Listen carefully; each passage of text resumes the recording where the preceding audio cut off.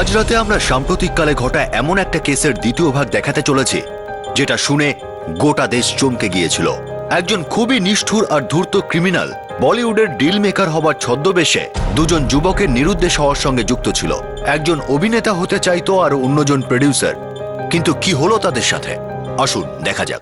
Film producer হতে চাওয়া জয় রাঠোরের বন্ধুত্ব মনিকা সুরির সাথে হয়, যে নিজেকে বলিউড অভিনেত্রী বলতো। ও জয়ের সাথে বরুণ সুরির আলাপ করায়, যে বলে তার বলিউডে ব্যাপক চেনা জানা আছে।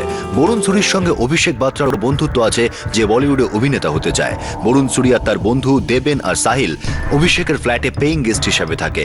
অভিষেকের বাবা অমর বাত্রা দিল্লির বিজনেসম্যান। ছেলের অভিনয়ের ব্যাপারটা তিনি পছন্দ করেন না আর তাকে মুম্বাই থেকে ফিরিয়ে নিয়ে যেতে চান। মার্চ 2012-তে জয় রাঠোর নিরুদ্দেশ হয়ে যায়। ওর দাদা নমন আর তার মা দিল্লি থেকে ওকে খুঁজতে মুম্বাই আসেন। জয়ের mobile phone Varanasi police Gaya এক্সপ্রেসের টয়লেটে পায়। কিছুদিন পর জয়ের ক্রেডিট কার্ড ব্যাংককে শপিং এর জন্য ব্যবহার করা হয়। জয় নিরুদ্দেশ হওয়ায় স্থানীয় পুলিশ মনিকা সুরিকে জেরা করে, কারণ ওদের মধ্যে বন্ধুত্ব ছিল। কিন্তু তাতে কিছু জানা যায় না। এটা অনুমান করা হয় যে জয় ইচ্ছা করে কোথাও চলে গেছে, যেটা নিজের মা আর ভাইকে বলতে চায় না।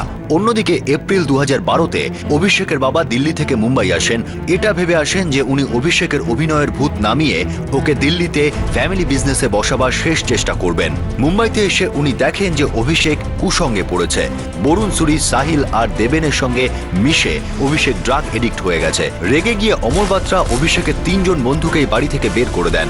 রেগে গিয়ে অভিষেকও বন্ধুদের সাথে বেরিয়ে যায়।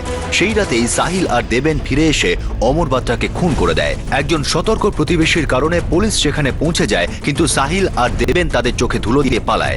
পুলিশ সাহিল আর দেবেনের গাড়িটা পায়, আর তাতে একটা পুলিশ ইউনিফর্ম দেখে পুলিশ অবাক হয়ে যায়। মৃত অমর বাত্রার ছেলে অভিষেককে পুলিশ খুঁজে পায় না। পুলিশের সন্দেহ হয় যে নিজের বাবাকে খুন করার পিছনে অভিষেক জড়িত আছে। কেস লোকাল পুলিশের হাত থেকে ক্রাইম ব্রাঞ্চের হাতে আসে। গোয়া যাওয়ার রাস্তায় চিপলুনে অভিষেকের সুইচড অফ সেলফোনের লোকেশন দেখা যায়। ক্রাইম ব্রাঞ্চ অভিষেকের সমস্ত ফোন রেকর্ডস স্ক্যান করে, আর তারা জানতে পারে যে একটা বিশেষ নাম্বারের সঙ্গে অভিষেকের অনেকবার কথা হয়েছে। এই নম্বর ক্রাইম ব্রাঞ্চকে মনিকা সুরির দরজায় পৌঁছে দেয়। ওর ব্যবহারে পুলিশের সন্দেহ হয়। ওর ব্যাকগ্রাউন্ড জানার চেষ্টা করা হয়। ওর নাম কাগজে ছাপা হয় যে ও অমর বাত্রা মার্ডার কেসে যুক্ত আছে।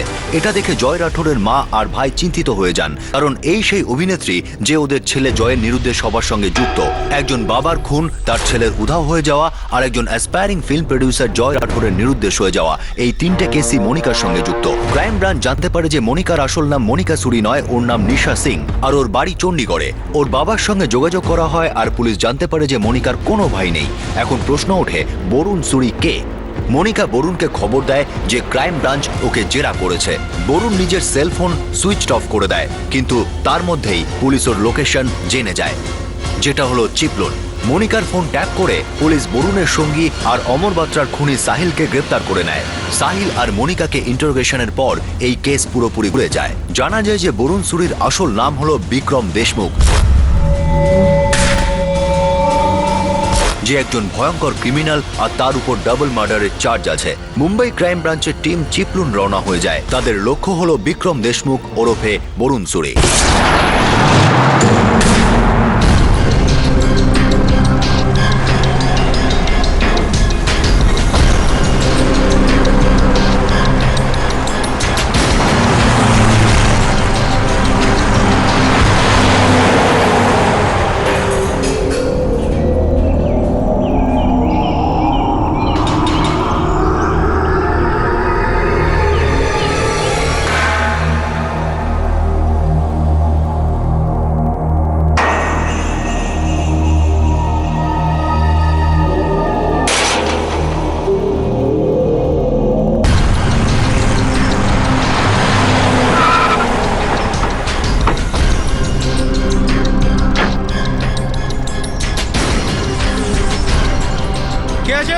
কে আপনারা কোথা থেকে এসেছেন?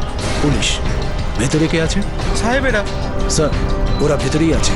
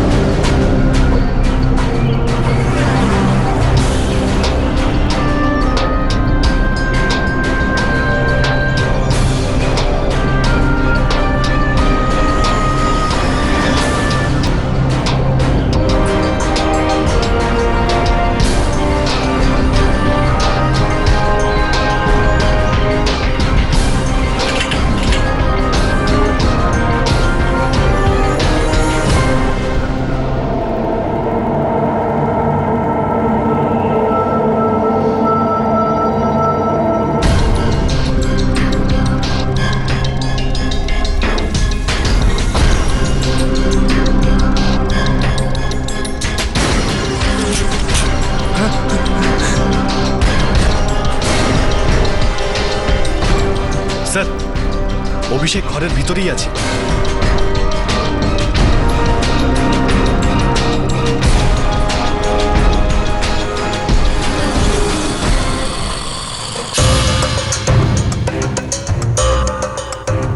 কি হয়েছে স্যার? স্যার স্যার এই চল কোথায় নিয়ে যাচ্ছেন স্যার? বলবেন তো স্যার, চল। প্লিজ।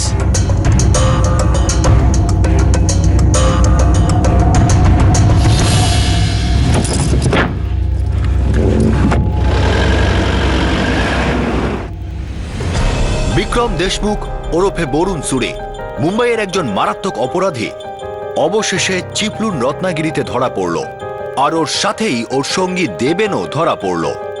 আর সেই সাথেই পুলিশ পেয়ে গেল অভিষেক বাত্রাকে। ড্রাগের নেশায় চুর অভিষেক বাত্রা এই কথাটা ঘুণাক্ষরেও টের পায়নি যে তার বাবাকে তারই বাড়িতে নির্দয়ভাবে খুন করা হয়, আর সেটাও সেই লোকেদের হাতে যাদেরও বিশেষ বন্ধু মনে করত।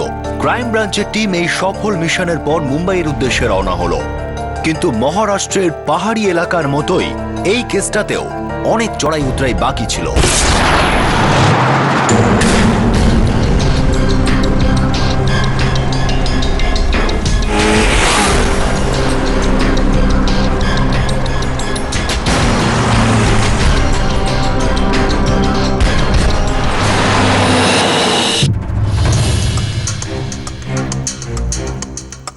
স্যার, ক্রাইম ব্রাঞ্চের টিম বিক্রম দেশমুখকে নিয়ে চিপলুন থেকে রওনা দিয়েছে, আর ওদের সঙ্গে দেবেনও ধরা পড়েছে। সঙ্গে অভিষেক বাত্রাও আছে, ঠিকঠাকই আছে, কিন্তু ওকে এটা বলা হয়নি যে ওর বাবার সঙ্গে ঠিক কি হয়েছে। যতক্ষণ না পর্যন্ত অভিষেক বাত্রাকে জিজ্ঞাসাবাদ করা হচ্ছে ততক্ষণ ও আমাদের সন্দেহের তালিকায় আছে। অর্জুন খুব ভালো কাজ করেছে। কখন পৌঁছাবে ও? স্যার, মিনিমাম 2-3 ঘন্টা লাগবে। এখন 1টা বাজে, 4:30-র মধ্যে পৌঁছানোর কথা। তাহলে তুমি 5টায় প্রেস কনফারেন্স রাখো, আর ওদের বলো সোজা কনফারেন্সে চলে আসতে আসামিদের নিয়ে।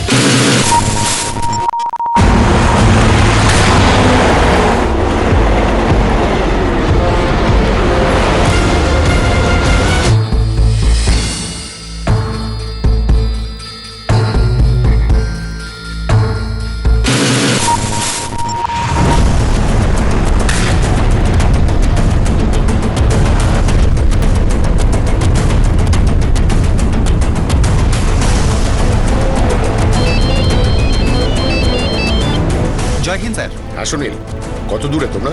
স্যার, ওয়েস্টার্ন এক্সপ্রেস হাইওয়েতে পৌঁছে গেছি, আধ ঘন্টায় পৌঁছে যাব। ঠিক আছে, আমি প্রেস কনফারেন্সটা শুরু করছি, তোমরা তাড়াতাড়ি পৌঁছাও। হ্যালো, দিল্লির বিজনেসম্যান শ্রী অমর বাত্রার মার্ডারটা এই শহরে একটা আতঙ্কের পরিবেশ তৈরি করেছে। আমার এটা জানাতে খুব ভালো লাগছে যে এই কেসে ইনভলভ সমস্ত আসামিকে ক্রাইম ব্রাঞ্চ অ্যারেস্ট করেছে। ওই লোকগুলো কারা স্যার? শুনেছি কোনো বলিউড অ্যাক্ট্রেসও ইনভলভ আছে। মনিকা সুদ একজন স্ট্রাগলিং অ্যাক্ট্রেস। ওনার সঙ্গে এই কেসের কতটা ইনভলভমেন্ট আছে সেটা আমাদের জানতে হবে। আর ওর নকল ভাই বরুণ সুদ, ওই এই কেসটার মাস্টার মাইন্ড। আর তার সাথে ছিল সাহিল, যাকে আমরা আগেই অ্যারেস্ট করেছি, আর দেবেন, যাকে বরুণ সুরির সাথে চিপলুনে অ্যারেস্ট করা হয়েছে।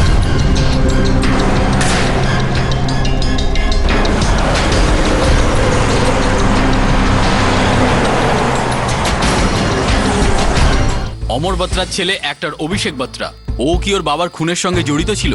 আপাতত আমরা শিওর নই। স্যার, একটা সোর্স থেকে জানতে পেরেছি যে বরুণ সুরি আসলে একটা history sheeter criminal Vikram Deshmukh, যাকে কয়েক বছর আগে একটা ডাবল মার্ডার কেসে অ্যারেস্ট করা হয়। আপনার সোর্সেস একদম অন ডট। এই বরুণ সুরি আসলে বিক্রম দেশমুখ। স্যার, এই ইনফরমেশনটা পেয়েছি যে 2005 সালে বিক্রম দেশমুখ ওই ডাবল মার্ডার কেসে জামিনে মুক্তি পায়, আর তখন থেকেই ও উধাও ছিল। আমরাও এই ইনফরমেশনটা পেয়েছি। স্যার, আপনার কি মনে হয় বিক্রম দেশমুখ কি পুলিশ ফোর্সের ভেতর থেকে কোনো সাহায্য পেয়েছে? নইলে ও বরুণ সুরি হয়ে এত সহজে প্রকাশ্যে কি করে ঘুরে বেড়াচ্ছে? একজন নতুন বলিউড ফিল্ম প্রডিউসার গায়েব হয়েছেন, এর পেছনেও নাকি ওর হাত রয়েছে। আর তাছাড়াও ওই গ্যাং এর গাড়ি থেকে একটা পুলিশ ইউনিফর্মও নাকি পাওয়া গেছে। বুঝতে পারি না আপনাদের কাছে এই ইনফরমেশনগুলো পৌঁছে যায় কিভাবে, বাট ইয়েস, আমি একটা কথা নিশ্চিতভাবে স্বীকার করে নিচ্ছি যে কোনো একটা ল্যাপসেস নিশ্চয়ই ছিল, কিন্তু ইনভেস্টিগেশন চলছে। স্যার, চিপলুন থেকে আপনাদের টিম কখন ফিরছে?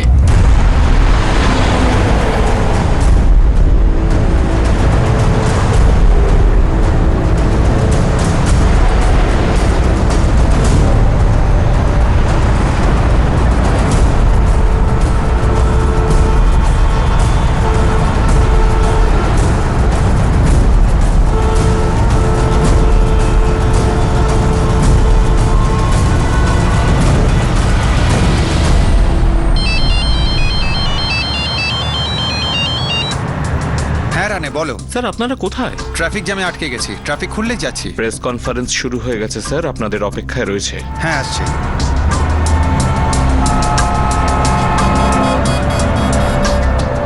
অজয় স্যার এই ট্রাফিক জ্যামটা ক্লিয়ার করতে না পারলে আমরা পৌঁছতে পারবো না।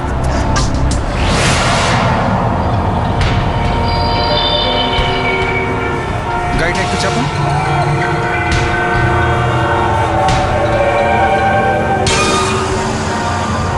রামরাও, প্রতাপ, তোমরা পেছনে এসে এদের উপর নজর রাখো। আমি নেমে স্যারদের হেল্প করছি।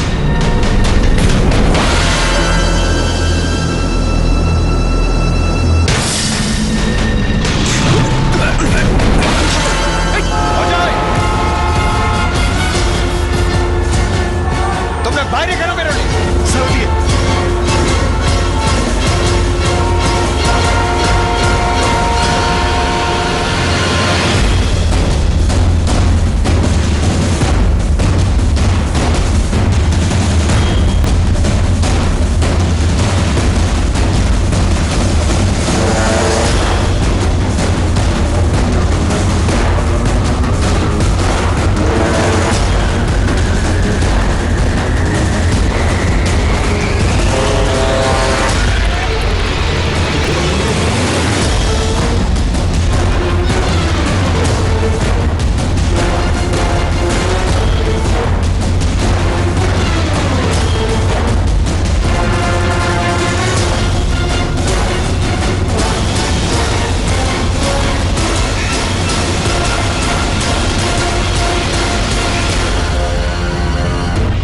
বলেছিল তোমাদের বাইরে বেরোতে।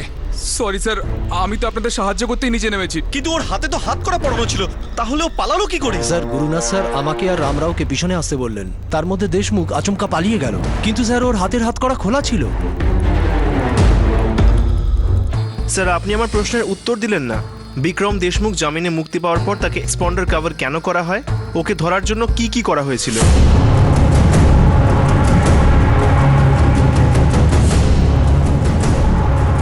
সরি, একটা এমার্জেন্সি এসে গেছে, সেই জন্য আমাকে প্রেস কনফারেন্সটা এখানেই শেষ করতে হচ্ছে। বাট আই প্রমিস আমি কালকে নিজেই আপনাদের আবার ফোন করবো। Excuse me please. স্যার এই এমার্জেন্সি কি এই কেসের সঙ্গে রিলেটেড? স্যার কি রকম এমার্জেন্সি এটা স্যার? স্যার স্যার এখানে এখনো বিক্রম দেশমুখ পৌঁছালো না কেন স্যার?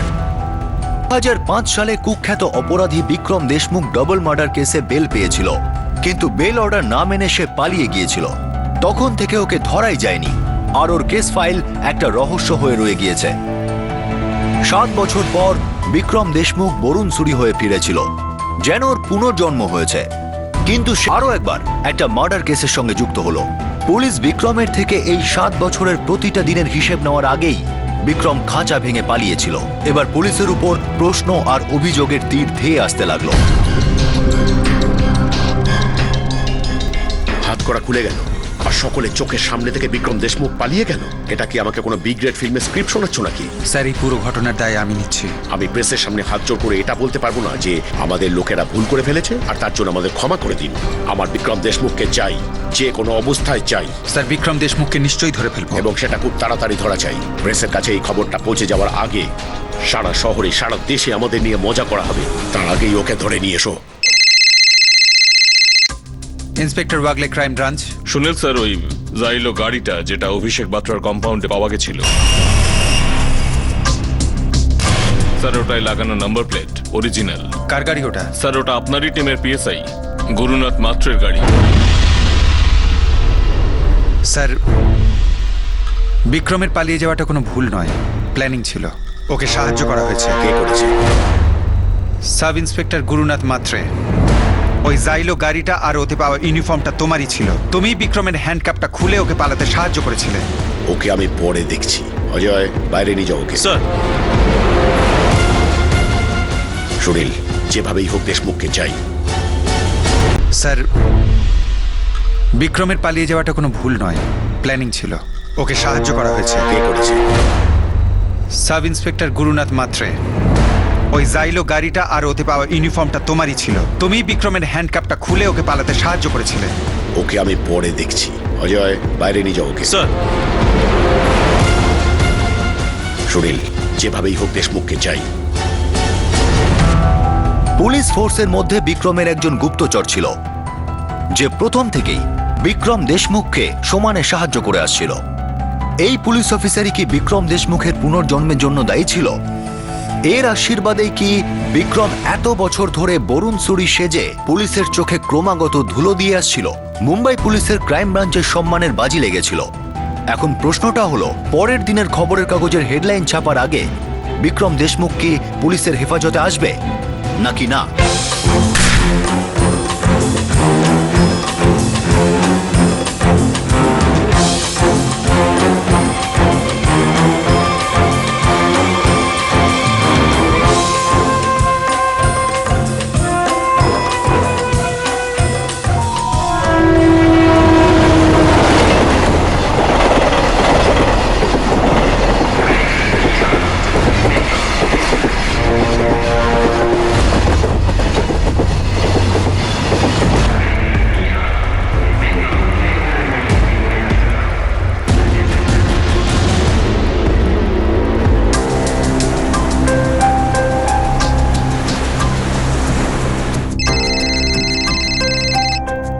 হ্যালো। হ্যাঁ হ্যালো ঋষভ, বরুণ বলছি। আরে বরুণ, কি ভাই তুই মাঝে মধ্যে কোথায় উধাও হয়ে যাস, আর এখন একটা একদম নতুন নাম্বার থেকে ফোন করছিস? দেখ ভাই, একটা বিশাল বড় ঝামেলায় ফেসে গেছি, তোর হেল্প চাই আমার। হ্যাঁ হ্যাঁ বল না, কি করতে হবে? তুই আগে আমাকে মেরিন ড্রাইভ থেকে পিক আপ কর, তোকে আমি সবকিছু বলছি। ওকে।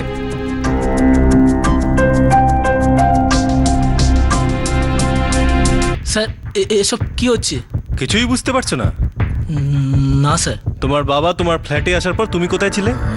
রাগ করে আমি বাড়ি থেকে বেরিয়ে গেছিলাম। অভিষেক, অভিষেক, টেবিলে সব কি? অভিষেক, তোমার এই তিনজন বন্ধু এরা কে তুমি জানো? বরুণ সুরি মনিকার ভাই। ও প্রডিউসারদের জন্য প্রজেক্ট ডিজাইন করে, আর সাহিল আর দেবেন ওর পার্টনার্স। এর মানে হলো তুমি হয়তো কিছুই জানো না, বা হয়তো তুমি সব কিছুই জানো আর আমাকে বোকা বানাচ্ছ। না স্যার, সত্যি আমি এটুকুই জানি। এরা তিনজনই দাগি ক্রিমিনাল। যাই হোক, ফ্ল্যাট থেকে বেরিয়ে তুমি কোথায় গিয়েছিলে? বরুণ আমাকে বলেছিল যে ও আমাকে গোয়ার ক্যাসিনোতে নিয়ে যাবে, আর গোয়া যাওয়ার সময় আমরা একটু রিল্যাক্স করার জন্যে চিপলুনে দাঁড়িয়েছিলাম। চিপলুন ওই গোয়া রাস্তা দিয়ে পড়ে স্যার। ওখানে ওই বরুণের একটা ফার্ম হাউসও আছে। দেবেন আর সাহিল আমাদের সাথেই ছিল, কিন্তু ওদের একটা কাজ পড়ে যায়, তাই মুম্বাই ফিরে আসে। তুমি কি জানো ওদের মুম্বাইয়ে কি কাজ ছিল? ওরা মুম্বাই ফিরে তোমার ফ্ল্যাটে ঢুকে তোমার বাবার মার্ডার করেছে। আমার বাবাকে মার্ডার করেছে? আমার মা কোথায় স্যার? তোমার মা তোমার বাবার মৃতদেহ নিয়ে দিল্লি ফিরে গেছেন, আর হয়তো এতক্ষণে তার সৎকারও হয়ে গেছে। কিন্তু বলুন, এইরকমটা কেন করলো? ও কোনো বরুণ টরুণ না, ও একটা ভয়ঙ্কর ক্রিমিনাল। ওর নাম বিক্রম দেশমুখ। মনিকা তোমাকে মিথ্যে বলেছিল, ওর কোনো ভাইটাই নেই। মনিকাকে কতদিন ধরে চেনো? ও অনেক দিন ধরে স্যার, প্রায় 1-2 বছর ধরে। মনিকা আমার খুব ভালো বন্ধু স্যার। বরুণ ও ক্রিমিনাল, বিক্রম দেশমুখ। আমি সত্যি বলছি স্যার, আমি জানি না বরুণ কোথায়। মনিকা, তুই যদি আর একবার বিক্রমকে বরুণ বলিস না, তোর এমন অবস্থা করব জীবনে আর তুই কখনো মিথ্যে বলতে পারবি না। আমি সত্যি বলছি। দেখ মনিকা, এমনিতেই আমার মাথা গরম হয়ে আছে। আজকের দিনটা শেষ হওয়ার আগেই বিক্রম দেশমুখকে আমি আমার কাস্টাডিতে চাই। দেখুন স্যার, আমি শুধু ওর বরুণ নামটাই জানি। এটা সত্যি যে ও আমার ভাইটাই কিছু নয়, ও আমার বয়ফ্রেন্ড। কয়েক বছর আগে একটা পার্টিতে আমাদের দেখা হয়, তখন আমার অবস্থা খুব খারাপ ছিল। মুম্বাইয়ে থাকাটা খুব কষ্টকর হয়ে যাচ্ছিল, বেঁচে থাকাই মুশকিল হয়ে যাচ্ছিল। আমি এটা জানতাম যে ওর একটা ক্রিমিনাল ব্যাকগ্রাউন্ড আছে, কিন্তু না আমি কিছু জানতে চেয়েছি, না ও আমায় কিছু বলেছে। তারপর থেকে আমরা একসঙ্গেই থাকতাম। আমি ভেবেছিলাম আমার ক্যারিয়ারের একটা কিছু হবে, কিন্তু কিচ্ছু হয়নি। এত খারাপ অ্যাক্টিং করলে কি করে তৈরি হবে ক্যারিয়ার? তোর থেকে তো ভালো অ্যাক্টিং রাস্তার ভিখারিরা করে। এই, চুপ চুপ। এবার বল, এই বিক্রম দেশমুখ মুম্বাইতে সবচেয়ে বেশি ভরসা কাকে করে? সাহায্যের জন্য ও কার কাছে যাবে? একজন আছে, ঋষভ পাদওয়া। বরুণ মানে আমি বলতে চাইছি বিক্রম ওর সাথে আমার পরিচয় করিয়েছিল। এই ঋষভ বর্মা কে আর কি করে? একজন বিজনেসম্যান। সেল নাম্বার দে।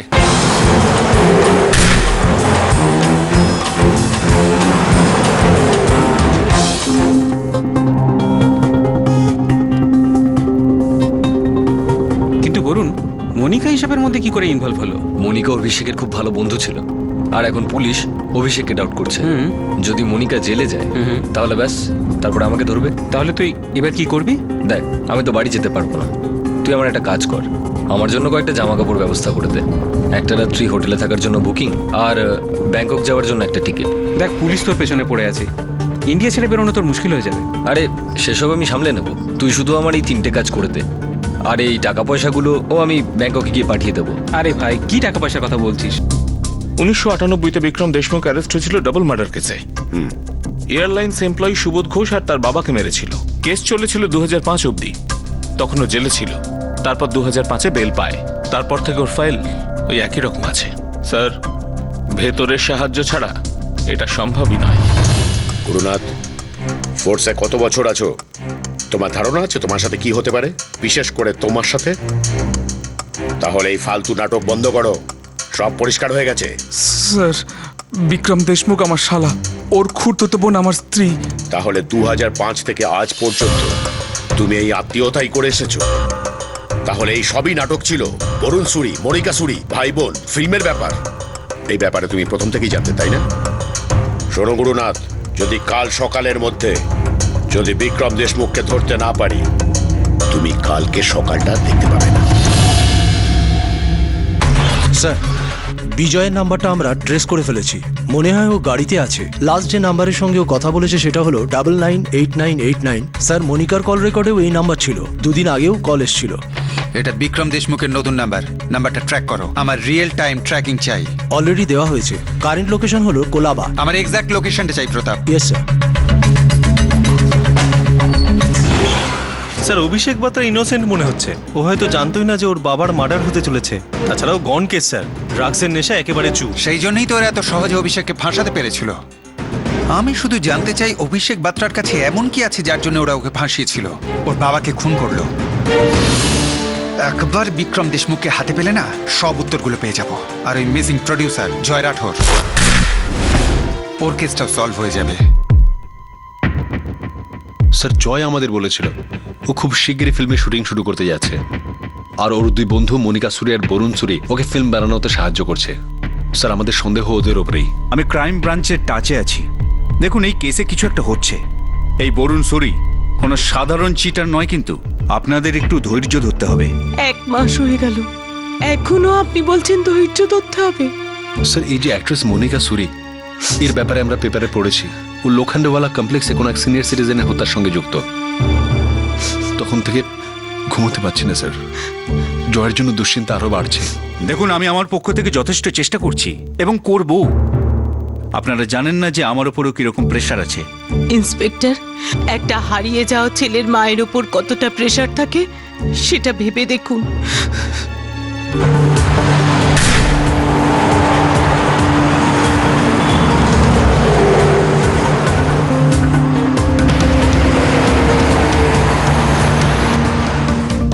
চল ভাই, তোর হোটেল এসে গেছে। ঋষভ, তোর ফোনটা পাবো? একটা ফোন করবো। আরে নে না। চল।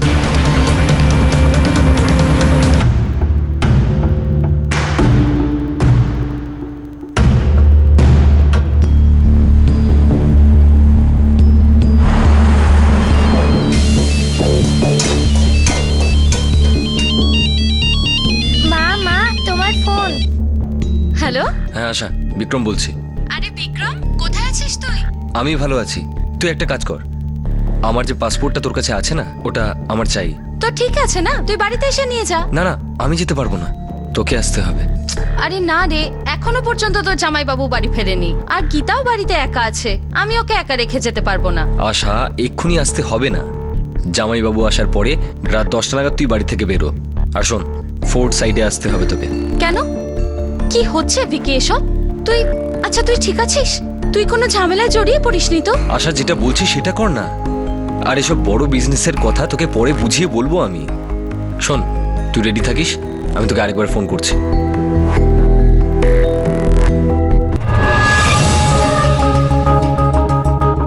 Room number 204। থ্যাংক ইউ ভাই। ঋষভ, আমি তোর ফোনটা রাখতে পারি? আমার ফোনের ব্যাটারিটা লো হয়ে গেছে। হ্যাঁ হ্যাঁ ভাই, কোনো অসুবিধে নেই, তুই গিয়ে আরাম কর, একটু ফ্রেশ হয়ে যা, আমি ব্যাংককের টিকিটের ব্যবস্থা করছি। আচ্ছা ঋষভ, ব্যাংককে দুটো টিকিট করিয়ে দিবি, একটা বরুণ সুরির নামে আর একটা রমেশ ভোটের নামে। সেটা কেন? সেফ থাকতে চাইছি ভাই। ওকে ব্রাদার, যেমনটা তুই চাস। Okay, thank you very much. Sir, Vikram দেশমুখের ফোন লাস্ট ওয়ারলিতে ট্র্যাক করা হয়েছে, তারপর থেকে phone dead sir. Shit, switch off করেছে বোধহয়। প্রতাপ, একটা কাজ করো, রেল স্টেশন, এয়ারপোর্ট আর সবকটা চেকপোস্টে রেড অ্যালার্ট জারি করো। 100% ও মুম্বাই ছেড়ে পালিয়ে যাওয়ার চেষ্টা করবে, কিন্তু আমাদের ওকে যে কোনো মূল্যে ধরতে হবে। স্যার আমরা সবকিছু বলছি। স্যার আমরা বিক্রমের সঙ্গে মাত্র 4 বছর আছি। স্যার এই 4 বছরে আমরা যা যা করেছি আমরা একসঙ্গেই ছিলাম স্যার, কিন্তু এখনো কোথায় আছে আমরা কিচ্ছু জানি না স্যার। বল। স্যার ওর বাড়ি চিপলুনে, যেখান থেকে আপনি আমাদের ধরেছিলেন। ও প্রত্যেকবার কাজ শেষ হওয়ার পর চিপলুনে চলে যায় স্যার। চিপলুনে কোথায় আছে ও? স্যার, আমি চিপলুন পুলিশকে ইনফর্ম করে দিয়েছি ওদের ওপর নজর রাখতে। আমরা ওর মুম্বাইয়ের বাইরে যাওয়ার সমস্ত রাস্তা বন্ধ করে দিয়েছি, এয়ারপোর্টও। স্যার, বিক্রম মুম্বাইয়েরই কোনো একটা গর্তে লুকিয়ে আছে, কিন্তু আজ রাতে ও বেরোতে সাহস করবে না। কিন্তু কাল সকালের মধ্যে ওকে আমার কাস্টাডিতে চাই অজয়। আর হ্যাঁ, 2005-এর রেকর্ড আমি চেক করেছি, তখনও বেল পেয়ে নিজের চেহারাটা পাল্টে নিয়ে সহজেই পালিয়ে যেতে পেরেছিল। এবারে ও একই চেষ্টা করবে, কিন্তু আমরা সেটা হতে দেব না। একদিকে ক্রাইম ব্রাঞ্চ বিক্রমকে ধরার জন্য নিজের মাথা খুঁড়ে ফেলছিল, আর অন্যদিকে বিক্রম দেশ ছেড়ে পালাবার পুরো প্ল্যান করে ফেলেছিল। ডাবল মার্ডারের আসামি এখন আরো একটা খুন করে আইনের হাত থেকে পালাচ্ছিল। ওর বিরুদ্ধে আরেকজনকে উধাও করার অভিযোগও ছিল। পুলিশ আর বিক্রম দেশমুখের মধ্যে এবার ইঁদুর বেড়ালের খেলা শুরু হয়ে যায়, আর রাত বাড়ার সঙ্গে সঙ্গে তার তীব্রতা আরো বেড়ে যায়। বিক্রম কয়েক ঘন্টা আগে পুলিশ স্কোয়াডের চোখে ধুলো দিয়ে পালিয়েছিল। ওকে ধরা শুধু এই কেসের জন্য নয়, বরং ক্রাইম ব্রাঞ্চের রেপুটেশনের জন্য খুব জরুরি ছিল। এমন মনে হচ্ছিল যেন এই রাতে শেষই হবে না। কিন্তু সূর্য ওঠার আগে আশার একটা আলো দেখা দিল। 2005-এ যখন ও জামিন ভেঙে পালালো তখন ওর চেহারা বদলে ফেলেছিল। আর তুমিও ওর এই ফাইলটা সব ফাইলের তলায় চালান করে দিয়েছিলে। আর তার মানে হলো এটাই যে বিক্রম দেশমুখ নিজের চেহারা পাল্টে, মানে প্লাস্টিক সার্জারি করে নিজের কান, নাক, চোখ আর নিজের পুরো চেহারা পাল্টে ইন্ডিয়া থেকে পালিয়ে যেতে পারে। দেখ গুরুনাথ, যদি তুই বিক্রমকে ধরিয়ে দিতে আমাদের সাহায্য করিস তাহলে হয়তো তোর শাস্তিটা কম হবে। স্যার, বিক্রমের আলাদা আলাদা নামে পাসপোর্ট আছে। এখন তো আমার সঙ্গে যোগাযোগ করতে পারছে না, তাই ওর বোন আশার সঙ্গে হয়তো যোগাযোগ করেছে, কারণ ওই একটা পাসপোর্টও ওর কাছেই রাখে। সুনীলকে ইনফর্ম করো।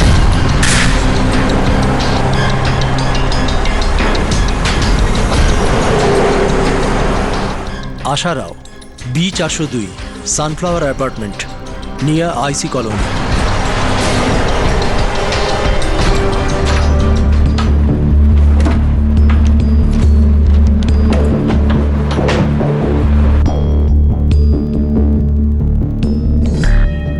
ও এত রাতে তোমাকে ডেকেছে কেন?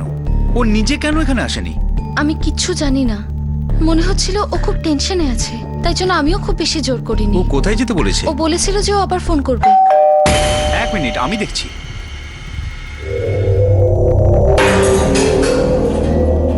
আশা রাও। হ্যাঁ, আমি আশা রাও।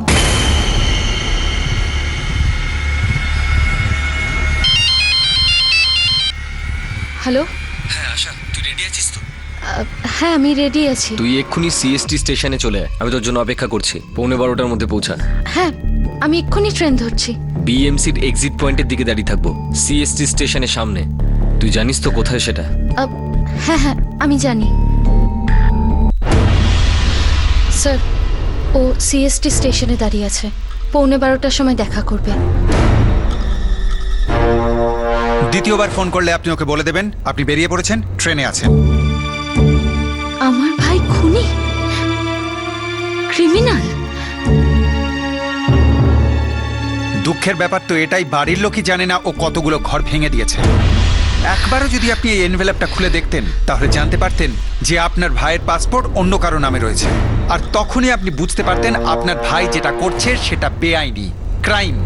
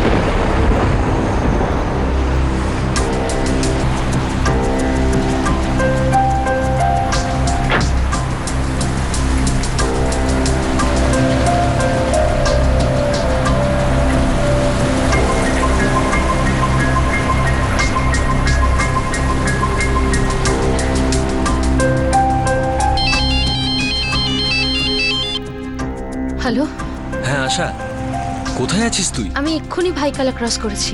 আচ্ছা আচ্ছা আচ্ছা, ঠিক আছে, তাড়াতাড়ি আয়। আর আর দেখবি আমি সিএসটির সামনে বাস স্টপে দাঁড়িয়ে রয়েছি। হ্যাঁ, এই তো আমি এক্ষুনি পৌঁছচ্ছি।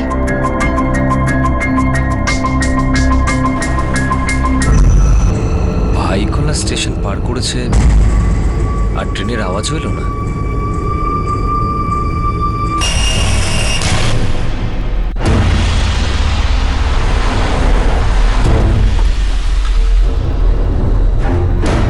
সিএসটি স্টেশনের সামনে দাঁড়িয়ে আছে, দরকার পড়লে গুলি করে দেবে, কিন্তু পায়ে। Sir move.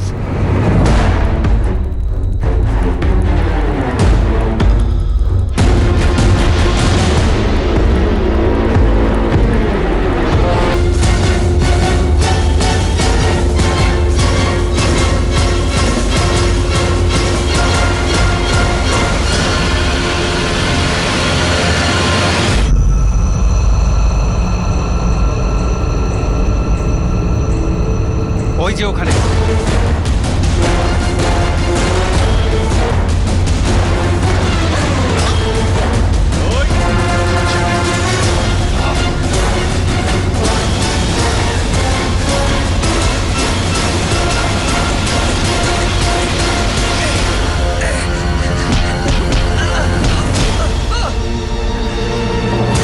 সাত বছর আমাদের ছুটিয়েছিস না, এবার 14 বছর তুই আরাম করবি জেলে। চল।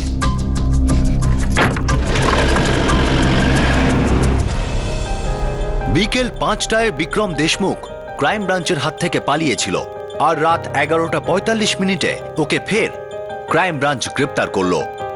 পুলিশ ফোর্স এবারের মতো মিডিয়ার গোটা দেশের সামনে লজ্জিত হবার থেকে বেঁচে গিয়েছে। এই অপারেশন বিদ্যুৎ গতিতে করা হয়েছে। কালকের এপিসোডে আমরা দেখব যে অমর বাত্রার খুন কেন হয়েছিল, আর তার সাথে এটাও জানবো যে জয় রাঠোর নিরুদ্দেশ হয়ে যাওয়ার পিছনের কারণটা ঠিক কী ছিল।